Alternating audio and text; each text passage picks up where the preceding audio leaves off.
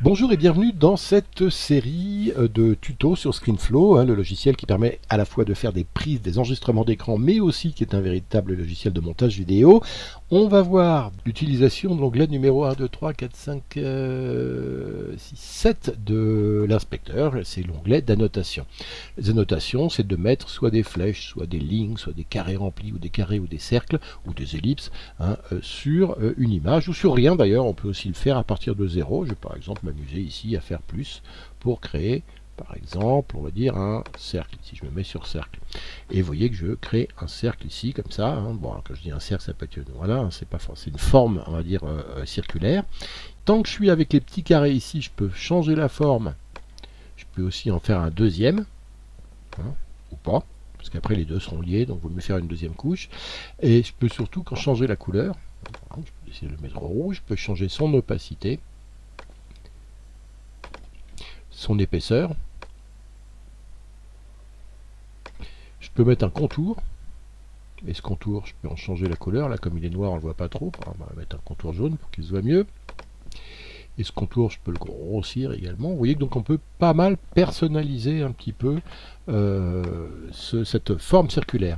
Si je veux bouger ce cercle, il faut que je reclique derrière et que je le sélectionne ici en tant que forme elle-même. Donc il n'est plus ajustable. Ici, vous voyez, il y a le carré avec les petits ronds qui me l'indiquent. Donc c'est une forme, je peux la bouger comme ça et je peux la rapetisser comme ça. Mais je ne peux plus changer sa couleur, je ne peux plus rien faire dessus. Si je veux revenir dessus encore une fois, il faut que je reclique sur le cercle ici pour faire réapparaître les petits carrés. Et avec les petits carrés, vous voyez, je peux changer pas seulement la taille mais la forme. Et je peux également grossir et surtout je peux m'amuser à changer par exemple l'opacité, l'épaisseur, etc. Vous voyez comment ça fonctionne. Et encore une fois, si je clique à l'extérieur et que je resélectionne ici, cette fois-ci j'ai la forme que je peux bouger. Maintenant on va ajouter une autre annotation et par exemple on va choisir une flèche. Et la flèche on vient la mettre par exemple comme ça. Et cette flèche, on peut changer la couleur, par exemple je vais la mettre en jaune, et puis son épaisseur, on peut la grossir ici, son opacité, et on peut lui rajouter un contour, et ce contour, regardez ici, pour le moment il est noir, mais si je clique là, je vais le mettre en marron clair par exemple, et vous voyez que j'ai un contour marron clair. On peut également changer les extrémités, là par exemple à l'extrémité ici, vous voyez j'ai une flèche, je peux mettre un rond. Je peux aussi choisir de mettre la flèche à l'autre bout. Ou à la place du rond, je peux mettre une indentation, indentation en anglais, je ne sais pas comment on dit en français, vous voyez la forme ici de flèche mais inversée. Et puis en repassant sur ici nos actions vidéo, on peut s'amuser très bien à bouger les choses. Par exemple, on va se mettre ici, on va mettre une action sur la flèche, et puis là elle est là, et puis à la fin on va la mettre, on va la faire tourner, par exemple comme ça.